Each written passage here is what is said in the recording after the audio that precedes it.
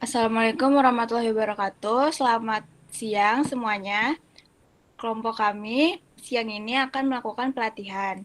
Nah, pelatihan itu materinya ada bermacam-macam.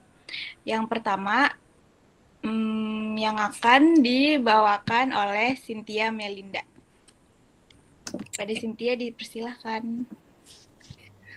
Iya, hai semuanya teman-teman. Jadi, perkenalkan nama aku Cynthia Melinda.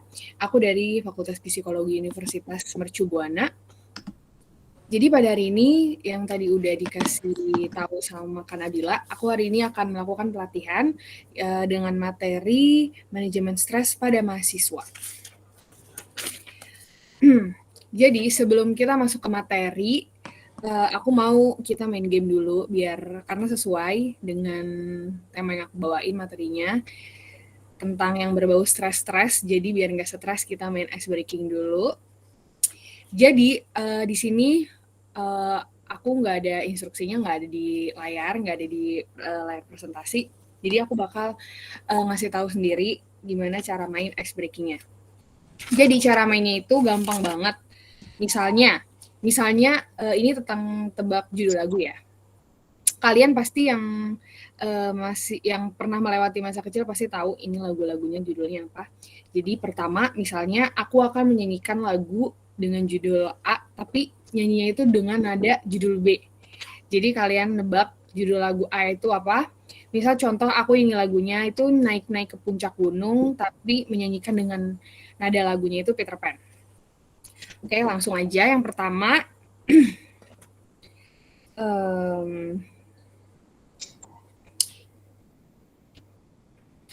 Yang pertama ya. Abang tukang bakso, mari-mari sini. Aku mau beli. Abang tukang bakso, cepat dong kemari. Sudah tak tahan lagi, satu mangkok saja. 5.000 perak, yang banyak baksonya. Oke, teman-teman coba tebak itu judul lagunya apa? Yang tahu bisa langsung ngomong aja, guys. Atau di chat box juga bisa.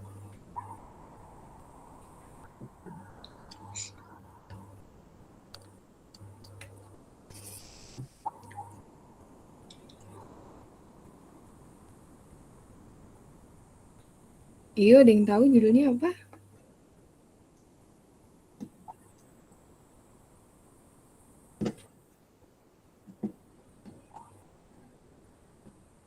Ayo mungkin kamu Tia tahu judul lagunya apa?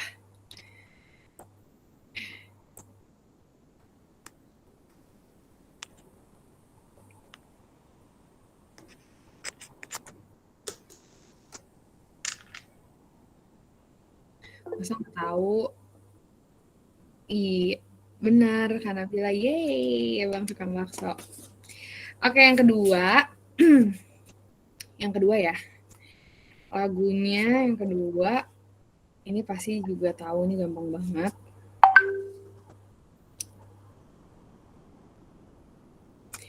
Yang kedua. Bangun tidurku terus mandi, tidak lupa menggosok gigi.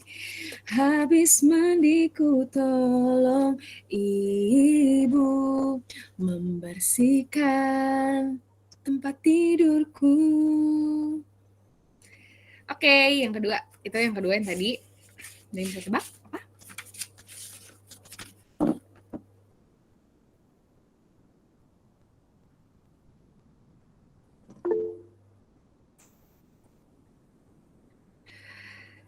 Masa lupa? Ya ampun.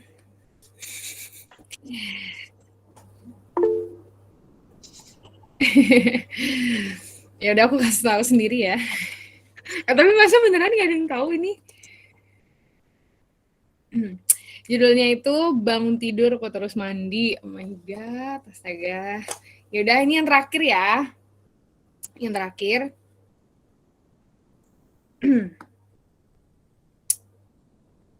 Yang terakhir,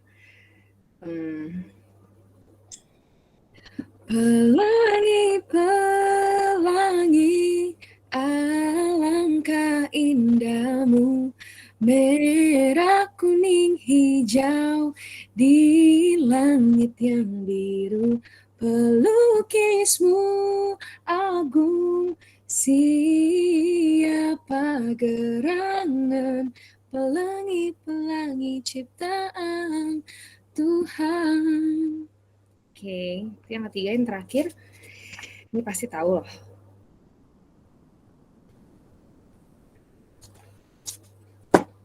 Jangan keliru aja, nanti kesebutnya Reza Artmevia lagi. Benar, pelangi. Pelangi-pelangi. Oke, guys, sudah selesai. Ya udah, aku langsung masuk ke materi aja ya. Langsung masuk ke materi. Oke.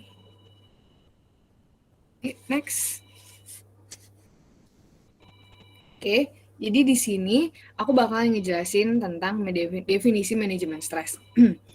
Manajemen stres adalah tentang bagaimana kita melakukan suatu tindakan dengan melibatkan aktivitas berpikir, emosi, rencana, atau jadwal pelaksanaan, dan cara penyelesaian masalah.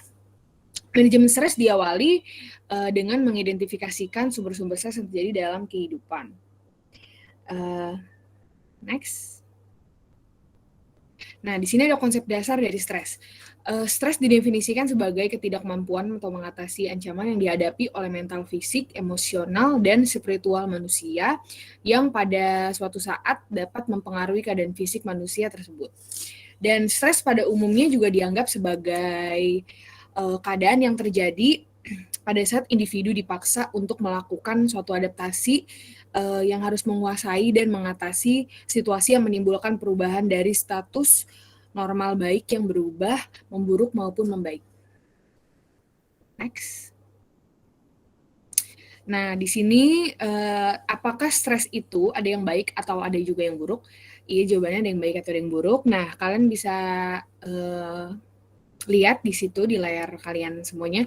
Jadi ada eustress dan distress. Nah, eustress ini adalah stres positif, yang dimana adalah stresnya itu memicu produktivitas yang bisa bekerja dengan baik dan maksimal. Jadi mungkin kalau misalkan ada beberapa orang yang kayak mengalami tekanan, tapi di situ juga ada dorongan motivasi sendiri buat maju gitu untuk melakukan pekerjaannya yang untuk lebih baik. Contohnya saya juga kadang kayak gitu, nggak larut terus-terusan di dalam stresnya, tetapi juga saya jadikan stres saya itu saya jadi dorongan untuk saya maju. Dan ada juga distres. Nah, distres ini adalah stres yang negatif, yaitu kekurangan atau kelebihan beban stres sehingga menimbulkan penurunan aktivitas dan psikosomatis atau adalah keluhan fisik karena gangguan psikologis. Oke, next. Nah, di sini ada cara menangani stres. Yang pertama ada cognitive restructuring, yaitu adalah dengan mengubah cara berpikir negatif menjadi positif. Hal ini dapat dilakukan melalui pembiasaan dan pelatihan. Dan yang kedua ada journal writing. Journal writing yaitu menuangkan apa yang dirasakan dan dipikirkan dalam jurnal atau gambar. Jadi jurnalnya itu dapat ditulis secara periodik 3 kali seminggu, yaitu durasinya bebas sebenarnya, tapi biasanya pada umumnya yang dianjurkan ada 20 menit dalam situasi yang memungkinkan penuangan secara optimal atau suasana tenang dan tidak terinstruksi kegiatan lain. Jadi pokoknya nggak boleh diganggu. Jadi kalian benar-benar harus menyempatkan diri kalian untuk menulis apa yang kalian rasakan di sebuah jurnal. Dan setelah menggambar dan menulis jurnal, individu dapat melihat kembali apa yang telah dilakukan dan dapat belajar mengantisipasi dengan strategi yang tepat. Dan yang ketiga ada time management. Time management yaitu mengatur waktu secara efektif untuk mengurangi stres. Akibat tekanan waktu itu tersendiri, ada waktu di mana individu melakukan teknik relaksasi dan sharing secara efektif dengan psikolog atau psikiater dalam membentuk kepribadian yang kuat. Dan yang keempat, relaxation technique.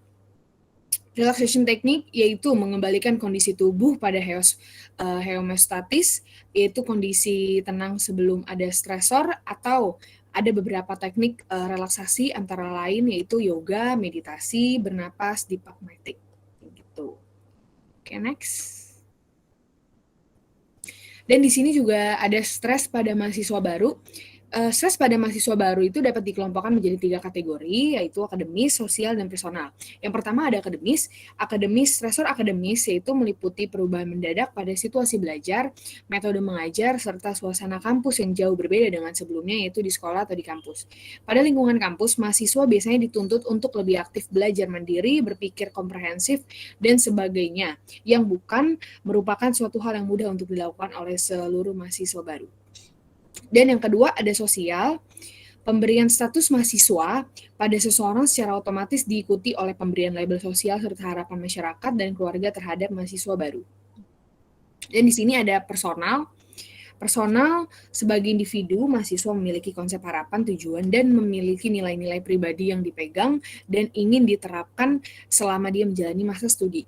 Kesenjangan antara prinsip dan kenyataan yang harus dihadapi juga dapat memicu mahasiswa baru mengalami stres. Dalam rangka penyesuaian dan mempertahankan diri, mahasiswa baru dapat merubah prinsip dan melakukan konformitas atau tetap memegang prinsip personal dan membuat kelompok baru bersama dengan sesama mahasiswa untuk memiliki kesamaan hidup. Oke, next. Di sini ada dampak-dampak stres. Dampak stres pada kehidupan sehari-hari bagi mahasiswa itu ada menurut Braham. Jadi yang pertama ada dari fisik, emosional, intelektual, dan interpersonal. Yang pertama kalau dari fisik mungkin dampaknya buat ke diri kita itu ada sulit tidur, tidurnya tidak teratur, sakit kepala, sulit buang air besar, gangguan pencernaan, radang usus, dan lain sebagainya. Dan di sini ada emosional, yaitu jadi mudah marah-marah, mudah tersinggung, atau terlalu sensitif, itu mungkin biasanya gelisah kemudian gitu segala macam. Dan intelektual yaitu mudah lupa, kacau, pikirannya kacau, daya ingatnya menurun, dan sulit berkonsentrasi atau fokus. Dan yang terakhir ada interpersonal, yaitu acuh dan mendiamkan orang lain, menurunnya kepercayaan pada orang lain, gak mudah percaya, mudah mengingkari janji, dan mudah menyalahkan orang lain. Seperti itu. Oke, baik. Pelatihan yang sudah saya berikan semoga bisa bermanfaat. Sebelumnya terima kasih. Mohon maaf bila ada kurang.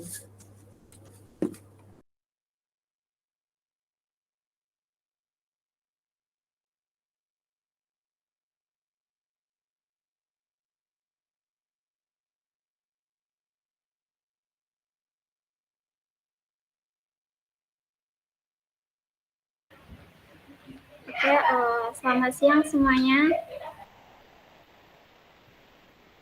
Kita masuk ke pelatihan yang kedua, yaitu pelatihan manajemen emosi. Sebelumnya perkenalkan, nama saya Putri Laila Tunatiko, mahasiswi semester 5 Fakultas Psikologi Universitas Mercubuana. Kita langsung aja next. Sebelum kita mulai, bisa nih siapin tempat yang nyaman dan bisa bikin fokus. Terus siapin juga cemilan dan minumannya.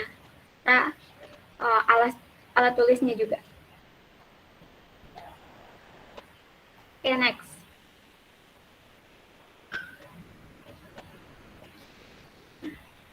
Ya, aku mau tanya nih, pernah nggak sih kalian marah terus habis itu orang-orang atau teman kalian pada bilang ke kalian, ditahan dong emosinya. Pernah nggak, guys?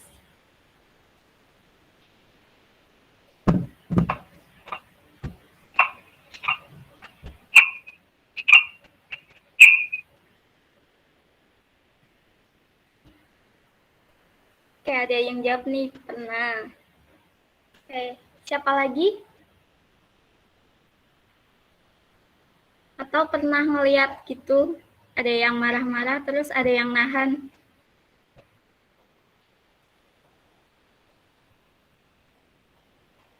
Oke, pasti pernah ya. Lanjut aja.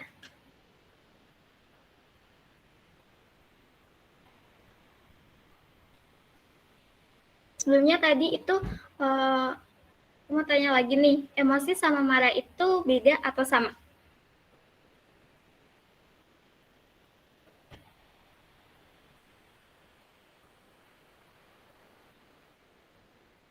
berbeda. Ya, benar banget sih. Jawabannya itu beda. Karena kita masuk ke definisi emosi, yaitu emosi adalah reaksi penilaian negatif dan positif yang kompleks dari saraf terhadap sebuah rangsangan yang kemudian muncul dari luar ataupun dalam. Next.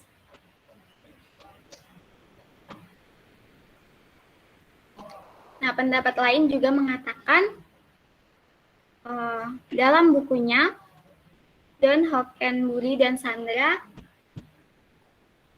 menyatakan bahwa emosi adalah kondisi psikologi yang kompleks yang mencakup 3 komponen berbeda, yaitu pengalaman subjektif, respon fisiologis, dan juga respon perilaku atau ekspresif.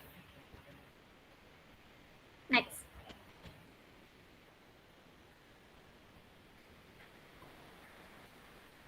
Dari emosi-emosi yang udah kita rasain, sebenarnya emosi ini ada fungsinya nggak sih? Nah, fungsinya apa aja nih? Di sini aku ada 4 fungsi emosi, yaitu yang pertama sebagai pembangkit energi. Yang kedua sebagai pembawa informasi atau messenger. Yang ketiga untuk mempertahankan hidup. Dan yang keempat, membawa pesan dalam komunikasi interpersonal. Oke, jadi emosi itu bukan cuma negatif ya, tapi di sini emosi itu ada fungsinya. Lanjut. Oke, untuk lebih kita kenal sama emosi, kita main dulu yuk buat tebak-tebakan gambar. Next. Nah, gambar pertama apa nih? Emosi apa yang kita lihat dari si adik ini?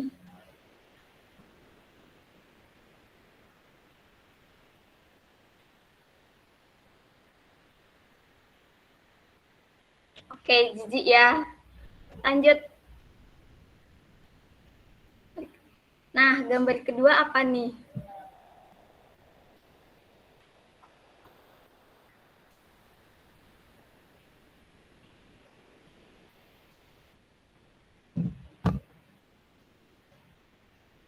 Oke, malu.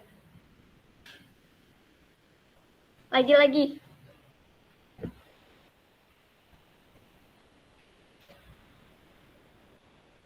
Gambar ketiga. Nah, ini yang sampai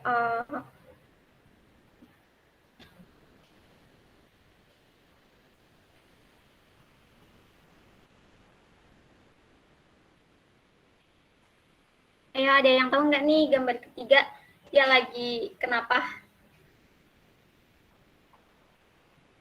Bahagia. Oke, semoga bahagia ya. Nah, lanjut lagi. Gambar keempat. Ini sampai matanya ke sebelah kanan atau kiri ya.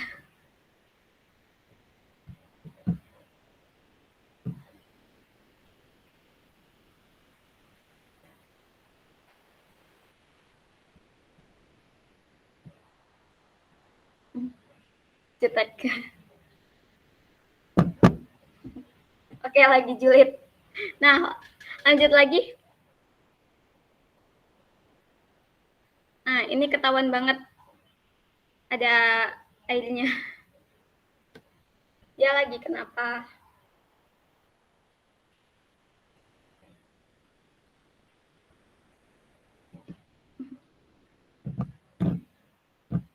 Nangis. Oke. Gambar selanjutnya. Nah, oke, selanjutnya ini dia kenapa?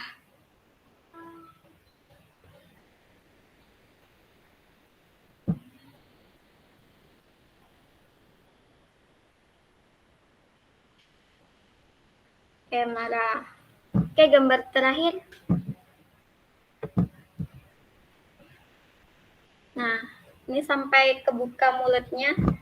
Itu lagi apa?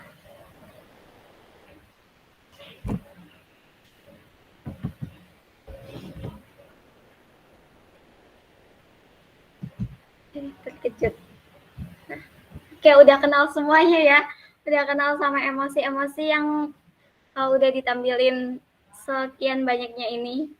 Oke, mari kita lanjut ke materinya. Next.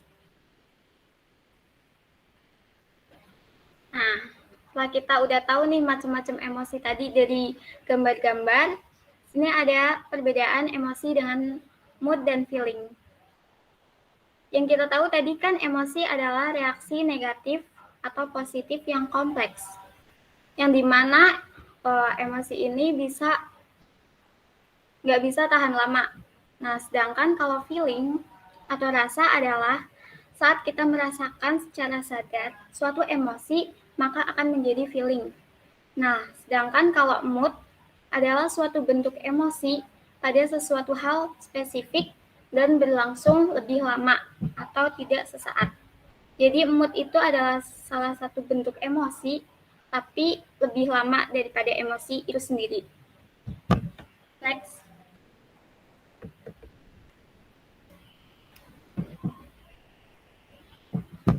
Oke, jadi sekarang apa nih yang sedang kalian rasakan? Apa mungkin yang kalian rasakan ini adalah salah satu bentuk dari ragam emosi? Oke, untuk kenal lebih jauhnya, bentuk-bentuk atau ragam dari emosi ini ada apa aja sih? Next.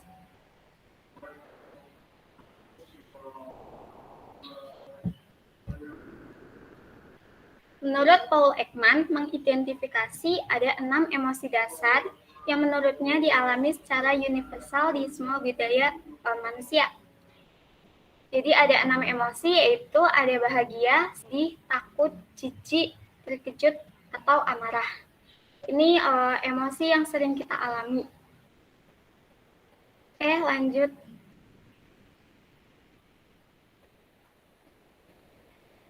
Setelah tadi ada dasar emosi, sekarang ada kompleksitas emosi. Nah, dari 6 emosi dasar tadi, di sini Plotkin membuat roda emosi, di mana emosi semakin banyak ada di sini semua. Bisa kita lihat emosi-emosi yang sering kita rasain ada di roda ini. Banyak banget. Next.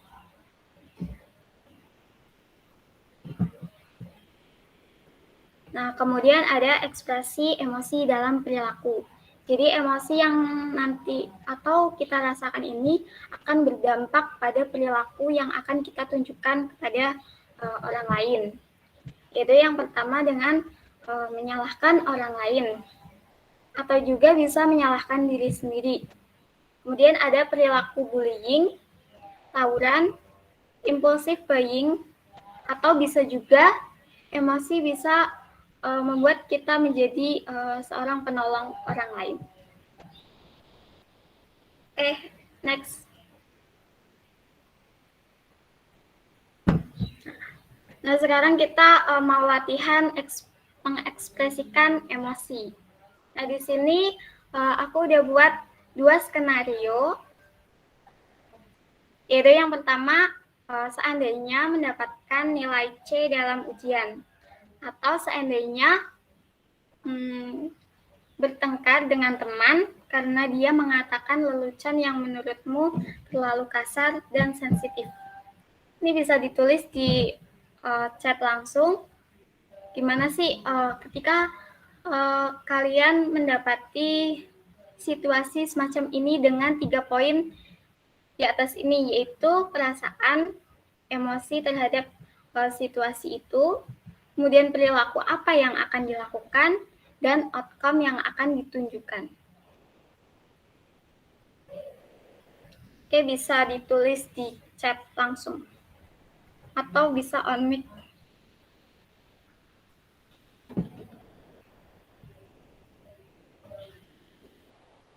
Ayo, siapa nih yang mau cerita? Mungkin ada pengalaman pribadi tentang dua situasi ini. Gimana sih perasaan kalian kalau dapat nilai C dalam ujian?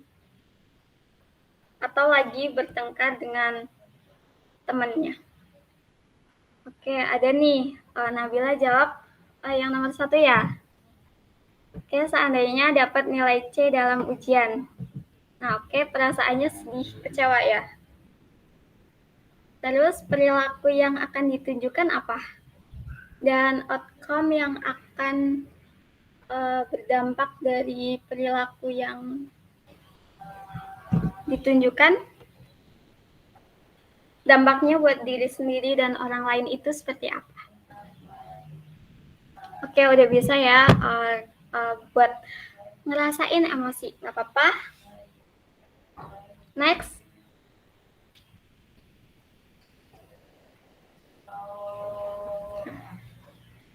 Nah, dari emosi yang disampaikan Nabila tadi kan ada kecewa sama sedih. Itu kan termasuk emosi negatif. Tapi bisa nggak sih kita memiliki emosi negatif? Nah, boleh banget ya, boleh banget kita memiliki emosi negatif. Karena sebagai manusia sudah sewajarnya kita memiliki emosi positif ataupun negatif. Nah, yang perlu kita garis bawahi adalah bagaimana cara kita mengelola emosi tersebut. Nah, aku udah punya cara nih buat mengelola emosi dengan baik, yaitu dengan next dong.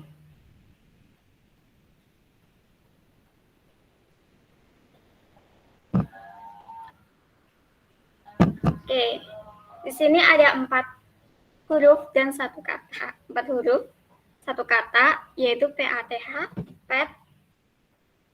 Oke, kita bahas satu persatu ya.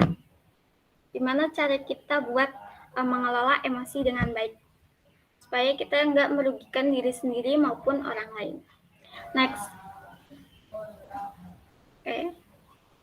Oke, huruf yang pertama yaitu P atau pause, jeda.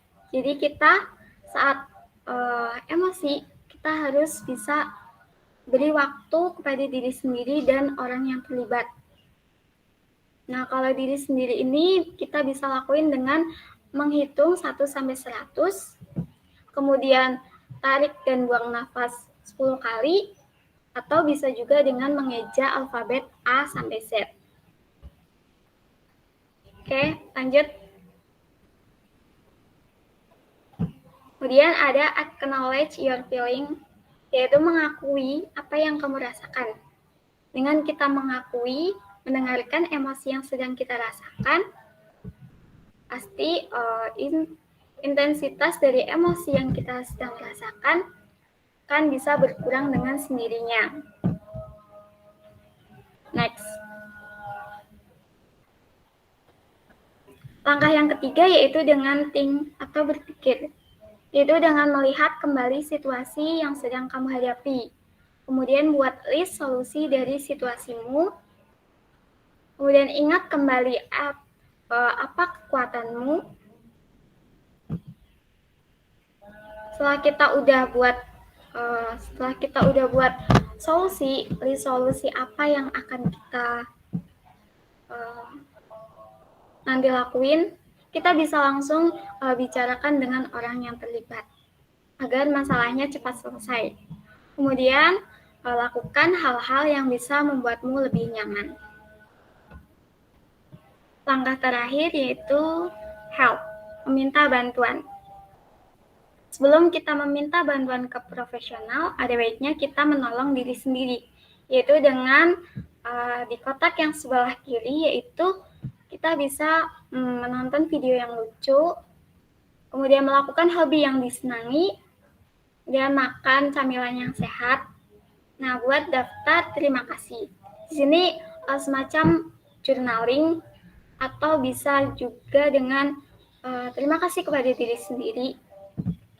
Kemudian ada berteriak atau menangis. Ini bisa kita lakuin kalau emang bisa membuat kita lega, kita bisa menangis atau teriak gitu, biar bukan masalahnya cepat selesai, tapi kita bisa melegakan perasaan kita. Nah, terus dengerin musik atau podcast, yaitu yang mungkin sesuai dengan perasaan kita. Nah, langkah terakhir yaitu meditasi. Tapi seandainya kalau memang kita udah ngelakuin semua ini dan ternyata hasilnya belum puas buat kita, dan kamu merasa kayak kamu nggak kuat buat merasakannya sendirian, nggak apa-apa. Kamu bisa menghubungi teman atau keluarga yang kamu percaya, dan kamu bisa yang sekiranya bisa membantu kamu untuk keluar dari masalah. Kemudian yang terakhir dengan meminta bantuan profesional. Kiranya itu saja pelatihan dari saya. Kemudian sebelum penutup, yaitu saya ada sedikit quotes, yaitu your emotion are valid. You don't have to justify your feeling to others. You deserve to be happy. Thank you. Terima kasih.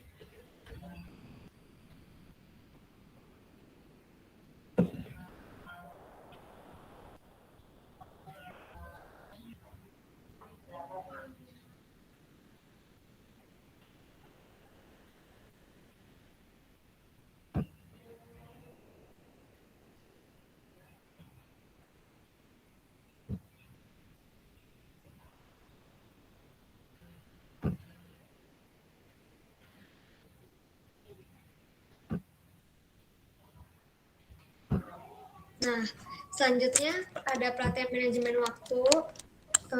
Perkenalkan, saya Mutia Reza Salsabila. Nah, sebelumnya selamat siang. Udah sore nih ya. Kita ice breaking dulu kan ya, daripada bosen nih kayaknya ya. Next.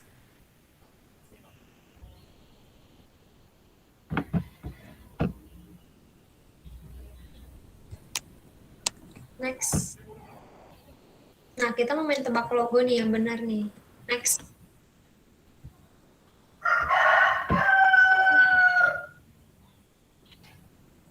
Nah, nih.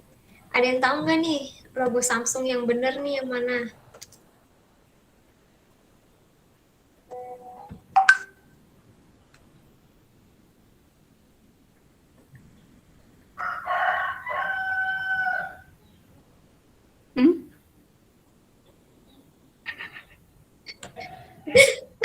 Ada yang mana, Bil? Kata bawah. Bawah.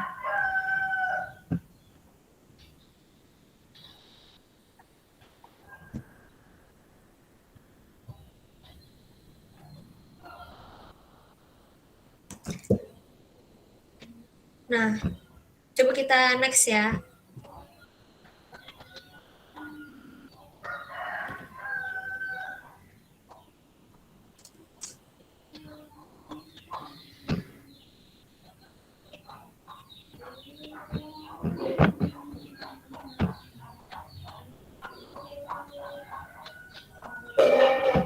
Nah, benar nih tadi jawabannya yang bawah.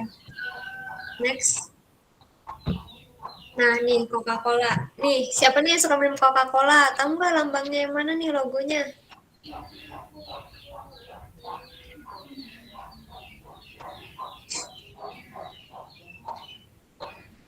Yang atas. Nih, yang mana nih? Nggak tahu, yang penting minum. Nggak merhatiin logo ya, yang penting minum aja. Yang atas nih. Coba kita next nih, kita lihat jawabannya.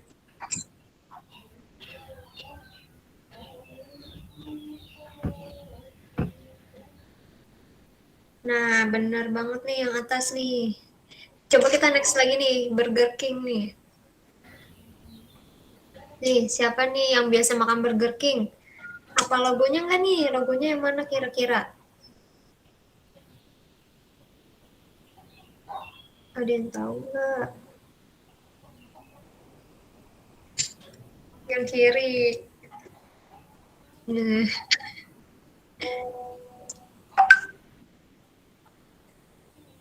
Nah, coba kita next ya, kita lihat nih.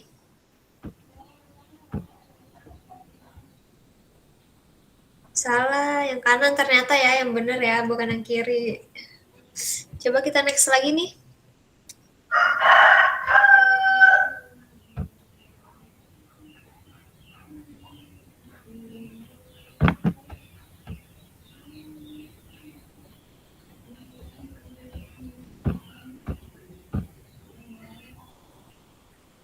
Nah, ini lambang Oreo ya. Yang mana nih yang benar nih? Ada yang tahu nggak yang suka makan Oreo siapa nih?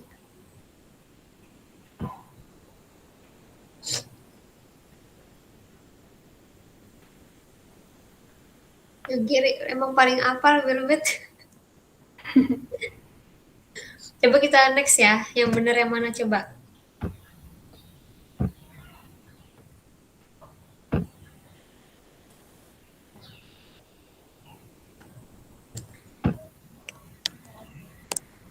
Yang kanan ya, ternyata yang benar. Kita next lagi nih. Satu lagi. Nah, KFC nih. Siapa lagi nih? Belbet apa lagi nggak nih? Logo-logo makanan. Ini KFC. Kalau dilihat sih kayak nggak ada bedanya ya. Tapi ternyata ada yang benar, ada yang salah loh ini logonya. Yang kiri nih, kata Putri. Si Belbet nih yang kanan nih. Nah, coba kita next nih. Mana yang benar ya?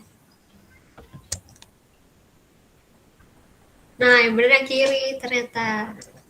Nah, ini udah nih kita ice breakingnya, kita lanjut ya ke materi. Langsung ke materinya aja. Next. Nah, jadi sebelumnya kita apa sih itu manajemen waktu ya kan? Nah, dalam ADBC 2013, time management secara singkat itu dapat diartikan sebagai suatu seni mengatur, mengorganisasi, menjadwalkan, serta menganggarkan waktu seseorang untuk menghasilkan kerja lebih efektif dan juga produktif. Nah, karena waktu itu adalah sumber daya yang berharga, juga tidak dapat diganti, terus tidak dapat diubah juga, maka kita tuh perlu banget nih untuk menggunakan waktu dengan bijaksana kan. Jadi time management ini tuh cukup penting ya, dan juga dia itu mencangkup tindakan menata, menjadwal, mengorganisasi, dan mengalokasikan setiap waktu seseorang yang digunakan untuk menyelesaikan tugas-tugas hariannya maupun kegiatannya.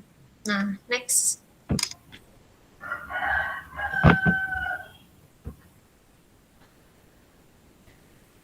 Nah, lalu selanjutnya ada proses pengelolaan manajemen waktu. Nah, pengelolaan waktu ini tuh bisa secara efektif dan efisien apabila kita lakukan dengan beberapa langkah sebagai berikutnya. Yang pertama ada perencanaan waktu. Nah, perencanaan waktu itu merupakan penentuan waktu yang tepat agar sesuai dan juga tepat pastinya dengan tujuan yang direncanakan. Yang berkaitan juga nih dengan waktu, maka rencana itu bisa kita lakukan dengan membuat jadwal harian, terus mingguan, dan juga bulanan. Nah, rencana itu bisa dibuat dengan menyesuaikan dengan prioritas kerja kita nih, kerja seseorang kan. Nah, tapi di dalam perencanaan waktu ini tuh juga ada ciri-cirinya. Yang pertama itu ada jelas. Gimana sih jelas itu? Jadi tuh dalam perencanaan waktu, kita tuh harus bisa mengidentifikasi pekerjaan yang kita lakukan atau yang akan kita lakukan. Jadi jadwal kegiatan tuh harus didistribusikan secara harian, mingguan, maupun bulanan. Nah, sehingga kita tuh dapat mengerjakan tugas yang diembannya gitu kan. Nah, yang kedua tuh ciri-cirinya ada realistis. Nah, realistis itu tuh dalam mengatur jadwal gimana sih? Jadi tuh kalau misalnya kita baru aja menyelesaikan tugas, kita tuh jangan langsung pengen ngerjain tugas selanjutnya gitu kan. Jadi kita harus realistis aja. Jangan terlalu memaksakan diri untuk menyelesaikan tugas selanjutnya. Jadi kita tuh jangan sampai juga terkekang dengan jadwal yang sudah kita buat. Jadi tetap harus realistis gitu. Nah, terus ciri-ciri selanjutnya ada fleksibel. Dalam artian ini, jadwal kegiatan yang telah dibuat lebih baik dapat diubah sesuai dengan situasi dan juga kondisi yang terjadi. Apabila jadi kalau ada kondisi yang terjadi itu kita dapat mengantisipasi perubahan yang ada gitu. Misalnya lagi mengerjain tugas tapi tiba-tiba ada acara atau tiba-tiba ada rapat HMF misalnya HMF gitu kan. Nah, jadi bisa diubah jadi fleksibel aja gitu. Terus yang keempat ada berkesinambungan. Nah, dalam artian ini tuh perencanaan jadwal kegiatan harus berjalan terus-menerus sehingga stagnan atau berhenti pada periode tertentu. Nah, kedua ada pengorganisasian waktu. Nah, pengorganisasian waktu itu yang dimaksud itu adalah kegiatan mengidentifikasi, mengelompokkan, menganalisis kegiatan, dan juga mengelola waktu yang dibutuhkan untuk menyelesaikan pekerjaan atau kegiatan yang kita lakukan kan. Nah, terus kita juga mesti memperhatikan dalam mengorganisasi waktu itu tuh. Jadi yang pertama yang harus kita perhatikan adalah membuat daftar kerja yang dilakukan. Terus juga kita menetapkan waktu yang dibutuhkan untuk menyelesaikan pekerjaan tersebut. Jadi kita tuh juga harus punya targetnya nih, misalnya mau ngerjain tugas berapa lama waktunya, terus kita juga harus ngasih waktu buat istirahat, jadi biar nggak terlalu diforsir dalam ngerjain tugasnya. Nah, terus selanjutnya yaitu mengatur jumlah yang terlibat dalam tugas tersebut. Terus menetapkan dan juga menentukan skala prioritas pada kegiatan yang penting dan mendesak. Jadi kita tuh harus tahu nih dan harus menentukan skala prioritas kegiatan mana sih yang sekiranya penting dan juga mendesak, dan juga kegiatan yang tidak mendesak atau dapat ditunda. Nah, habis itu yang ketiga ada pengkoordinasian waktu. Nah, pengkoordinasian waktu itu adalah kegiatan untuk mengkoordinasikan dan juga menyelaraskan kegiatan agar kegiatan yang kita atur tadi itu dapat tercapai secara efektif dan juga efisien, serta sesuai dengan perencanaan waktu yang sudah kita buat tadi. Jadi tujuannya itu bisa tercapai gitu apa yang kita inginkan. Nah, yang keempat ada pengawasan waktu. Nah, pengawasan waktu itu adalah kegiatan untuk menyesuaikan jadwal kegiatan yang kita miliki dengan yang telah direncanakan sebelumnya, yang telah kita buat. Tujuannya apa sih? Jadi itu tujuan pengawasan waktu itu adalah kita tuh bisa mengoreksi jadwal yang sekiranya nggak sesuai tadi nih sama rencana yang udah kita buat. Jadi kita juga bisa melihat ketepatan waktu dan juga kualitas pekerjaan yang telah kita lakukan atau tugas yang sudah kita selesaikan itu seperti apa kan. Jadi bisa dijadikan juga sebagai bahan pertimbangan menyusun jadwal selanjutnya. Next. Nah, selanjutnya ada manajemen waktu dipengaruhi beberapa faktor. Nah, yang pertama dipengaruhi sama jenis kelamin nih. Nah, ternyata sudah ada penelitiannya oleh Macang 1990. Nah, jadi manajemen waktu ini dapat dipengaruhi oleh jenis kelamin. Nah, menurut Hatip, menjelaskan bahwa perempuan memiliki kemampuan manajemen waktu yang lebih baik daripada laki-laki. Karena perempuan ini tuh sebenarnya cenderung melakukan aktivitas berdasarkan prioritas utama dan juga melakukan sesuatu yang bermanfaat bagi dirinya. Biasanya kan emang seperti itu ya, tapi ini juga by penelitian dan ternyata memang cenderung lebih ke perempuan ya yang manajemen waktunya lebih baik daripada laki-laki. Nah, sedangkan laki-laki tuh cenderung menghabiskan waktu dengan melakukan kegiatan yang tidak berguna. Nah, faktor selanjutnya tuh ada dari prestasi akademik nih. Jadi, prestasi akademik tuh juga dapat dicapai dengan baik apabila mahasiswa memiliki manajemen waktu yang baik pula. Jadi, hasil penelitian menurut Khotib lagi nih, tahun 2014 juga menyatakan bahwa manajemen waktu merupakan prediktor yang signifikan untuk mencapai prestasi akademik tersebut. Nah, next.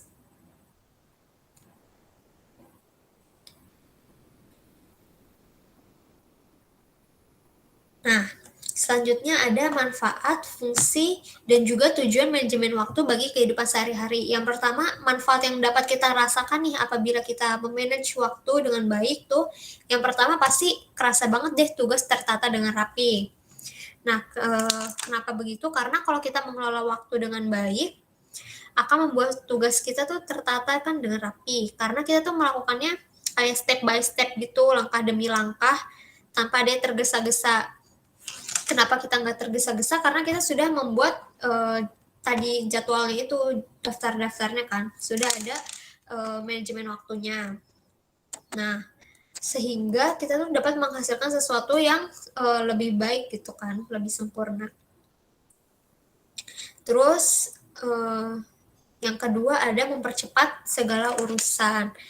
Nah, mempercepat segala urusan dalam artian di sini tuh maksudnya dengan pengelolaan waktu yang baik, dengan manajemen waktu yang baik, jadi tuh tugas ataupun kegiatan kita tuh dapat cepat selesainya. Jadi itu karena udah ada jadwalnya dan juga kita tuh pasti tidak menunda-nunda waktu gitu.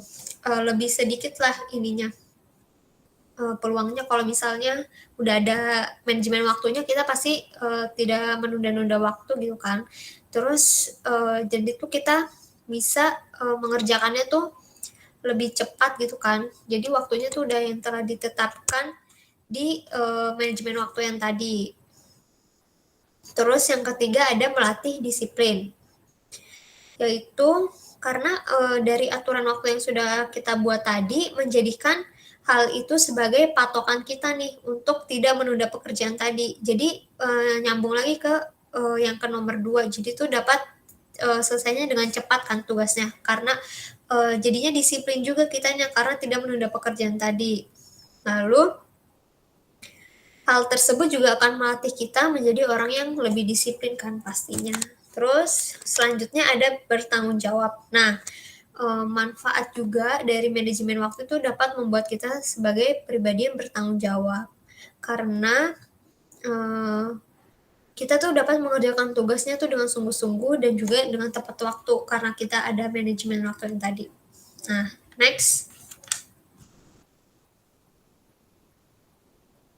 Nah, selanjutnya nih ada dampak manajemen waktu yang buruk nih. Kalau misalnya kita punya manajemen waktu tapi ternyata kita nggak melakukannya dengan baik gitu kan, jadinya manajemen waktunya bisa terbilang buruk itu. Dampaknya itu tuh yang pertama ada penumpukan tugas nih. Kenapa sih bisa penumpukan tugas? Karena akibat dari salah satu tidak mengelola waktu dengan benar tuh kita dapat dampaknya tuh penumpukan tugas itu kan.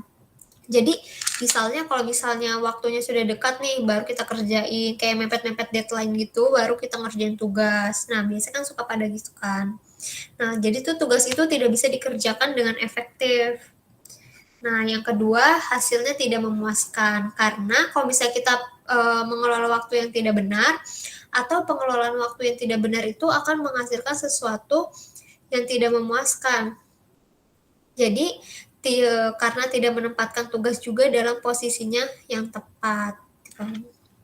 Terus yang ketiga ada menjadikan diri itu jadi males gitu kan. Jadi dampak buruknya juga tuh akan menjadikan diri pemalas gitu, jadi pemalas, jadi malas. Nah, malas itu tuh tidak akan bisa merubah hidup jadi lebih baik kan, gitu. Nah, next. Nah, sekian pelatihan manajemen waktu dari saya. Kurang lebihnya mohon maaf. Wassalamualaikum warahmatullahi wabarakatuh.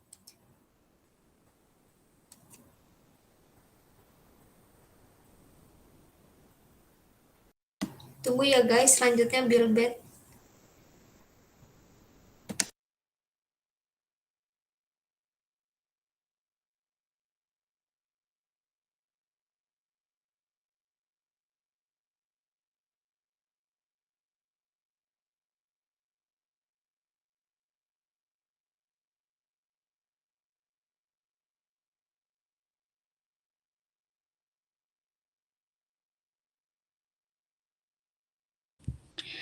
Nah, selamat siang ke sore semuanya. Perkenalkan, nama saya Nabila Betriansani dari Fakultas Psikologi Universitas Mercu Buana yang akan membagikan materi tentang bagaimana cara memanajemen stres.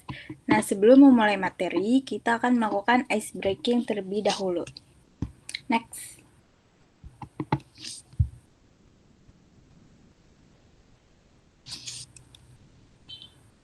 Next.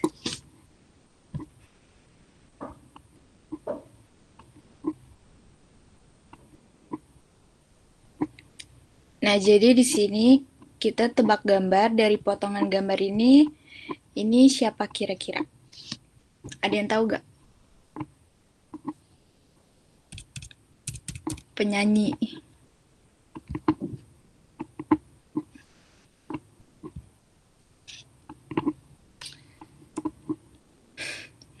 Ayo siapa, ayo. Penyanyi nih.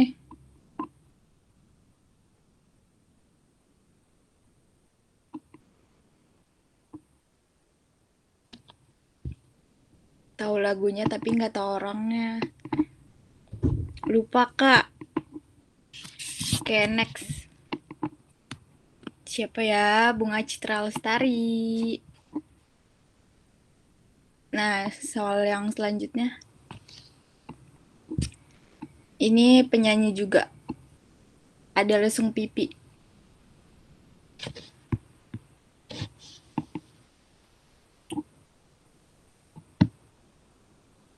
Kata Mutia Afgan. Coba kita cek jawabannya.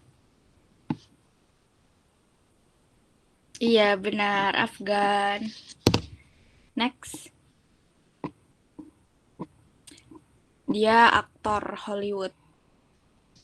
Main di Spider-Man.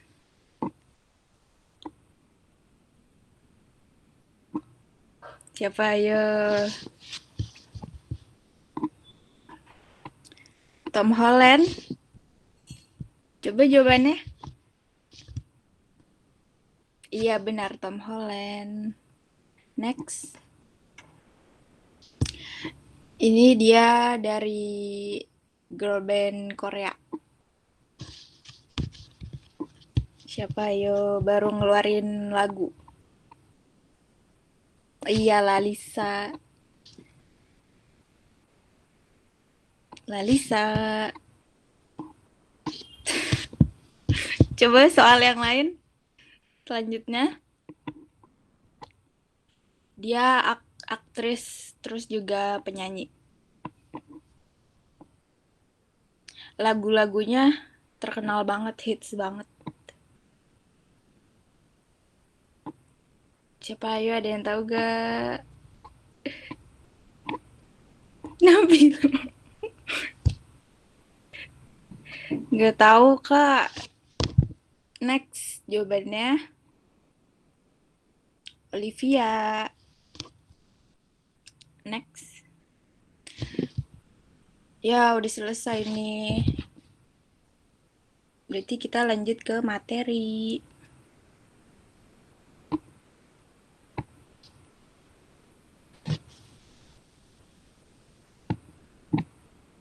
Lanjut ke materinya, Kak.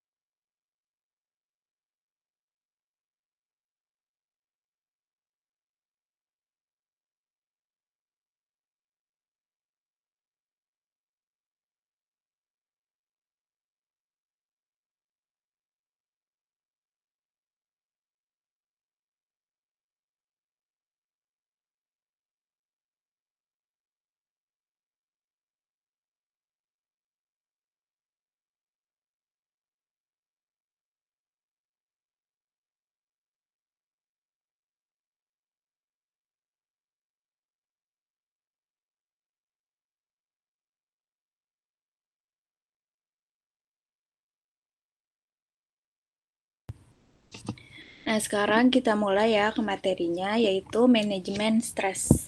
Next.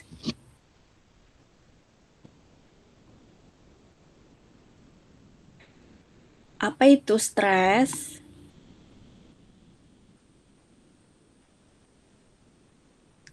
Stres adalah suatu keadaan pada diri individu yang tidak dapat menyesuaikan diri antara kemampuan diri dan tuntutan yang diterima oleh individu, sehingga menimbulkan kecemasan negatif. Pengertian stres menurut Terry Gregson tahun 2007 diartikan sebagai status yang dialami oleh individu ketika muncul ketidakcocokan antara tuntutan-tuntutan yang individu hadapi dengan kemampuan yang dimilikinya, sehingga terjadi ketidakseimbangan antara tuntutan dan kemampuan individu. Tuntutan yang diterima oleh individu lebih besar dari kemampuan yang dimiliki oleh individu tersebut, sehingga menimbulkan stres. Mengalami stres yang berlebih dan berkepanjangan dapat mempengaruhi stabilitas diri dan produktivitas sehari-hari. Next. Apa saja jenis-jenis stres? Next. Menurut Jenita Donsu tahun 2017, secara umum stres dibagi menjadi dua, yaitu stres akut dan stres kronis. Stres akut dikenal juga dengan flight atau flight response. Stres akut adalah respon tubuh terhadap ancaman tertentu, seperti tantangan atau ketakutan. Yang kedua ada stres kronis, yaitu stres yang lebih sulit dipisahkan atau diatasi, dan efeknya akan lebih panjang. Next. Apa aja gejala-gejala dari stres? Next. Gejala-gejala dari stres yang pertama yaitu gejala fisiologis yang ditandai dengan meningkatnya tekanan darah, detak jantung, detak nadi, dan sistem pernafasan. Yang kedua, gejala kognitif, yaitu pikiran menjadi kacau, menurunnya daya konsentrasi, pikiran berulang, dan pikiran yang tidak wajar. Yang ketiga, yaitu gejala emosi, seperti takut, cemas, malu, dan marah. Yang keempat, gejala tingkah laku. Gejala tingkah laku dibedakan menjadi dua, yaitu fight dan flight. Fight yaitu melawan situasi yang menekan, dan flight yaitu menghindari situasi yang menekan. Next. Faktor-faktor timbulnya stres. Faktor-faktor timbulnya stres yang pertama yaitu dari faktor biologis. Di antaranya yaitu faktor genetika, pengalaman hidup, waktu tidur yang kurang, kelelahan, postur tubuh, riwayat penyakit, makanan, dan abnormalitas adaptasi. Yang kedua yaitu faktor psikologis. Di antaranya persepsi, perasaan dan emosi, situasi, pengalaman hidup, keputusan hidup, dan perilaku. Yang ketiga adalah faktor lingkungan. Di antaranya yaitu lingkungan fisik seperti cuaca yang sangat panas atau sangat dingin, peristiwa alam seperti gempa bumi, topan, badai, banjir bandang, dan tanah longsor. Lalu ada lingkungan biotik seperti bakteri dan virus-virus yang menyebabkan timbulnya penyakit atau kerusakan pada tubuh. Selanjutnya yaitu lingkungan sosial, seperti kehidupan perkotaan, gaya hidup yang modern, suasana tempat kerja yang monoton, tuntutan kerja yang berat, dan pimpinan yang bersikap sewenang-wenang. Next. Tahapan stres. Tahapan stres yaitu yang pertama adalah alarm reaction. Alarm reaction merupakan respon terhadap kondisi stres yang muncul secara fisik. Terjadi perubahan pada tubuh atau biokimia seperti tidak enak badan, sakit kepala, otot tegang, kehilangan nafsu makan, merasa lelah. Secara psikologi meningkatnya rasa cemas, sulit konsentrasi atau tidur tidak nyenyak, bingung atau kacau. Yang kedua yaitu perlawanan atau resistance, yaitu kondisi di mana tubuh berhasil melakukan adaptasi terhadap stres. Yang ketiga yaitu kelelahan atau exhaustion, yaitu kondisi yang muncul jika stres berkelanjut. Next.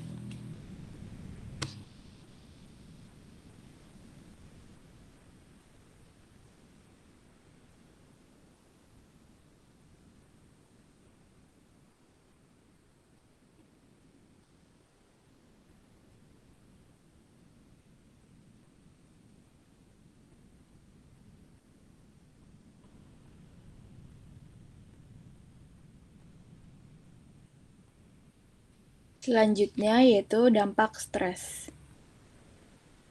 Dampak stres yang pertama yaitu dampak fisiologis. Dampak fisiologis yaitu yang diantaranya gangguan pada organ tubuh hiperaktif, yaitu seperti kerusakan jantung, emah, diare. Lalu gangguan sistem reproduksi diantaranya yaitu tertahannya menstruasi, lalu ada gangguan lainnya seperti pening atau migrain, tegang otot, dan rasa bosan. Yang kedua yaitu dampak psikologis. Yang pertama, keletihan emosi, jenuh, dan pencapaian pribadi menurun yang berakibat menurunnya rasa kompeten dan rasa sukses. Yang ketiga yaitu dampak perilaku. Di antaranya yaitu prestasi belajar yang menurun dan kemampuan mengingat informasi serta mengambil keputusan menjadi menurun. Next. Manajemen stres. Next.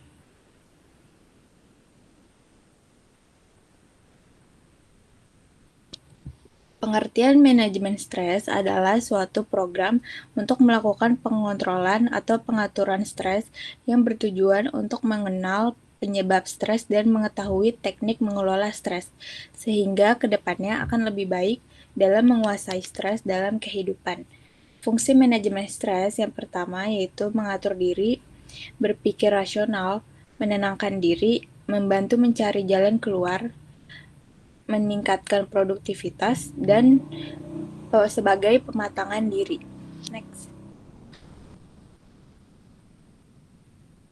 Cara mengelola stres yang pertama yaitu dengan cognitive restructuring, yaitu dengan mengubah cara berpikir dari negatif menjadi positif.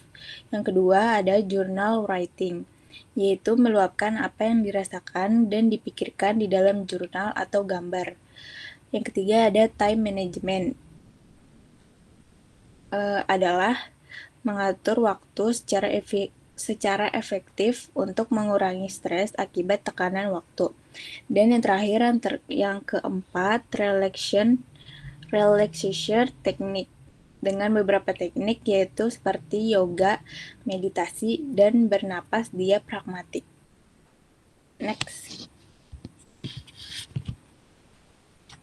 Sekian dari saya. Kurang lebih mohon maaf. Wassalamualaikum warahmatullahi wabarakatuh.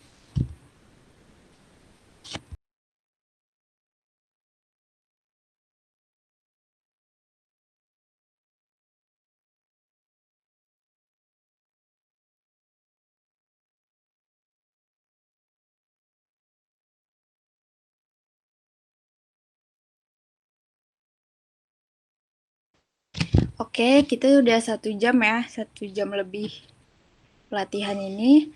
Terima kasih yang sudah menyempatkan datang, yang sudah menyempatkan untuk menonton.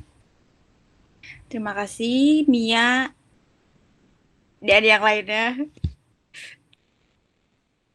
Terima kasih, kurang lebih mohon maaf. Wassalamualaikum warahmatullahi wabarakatuh.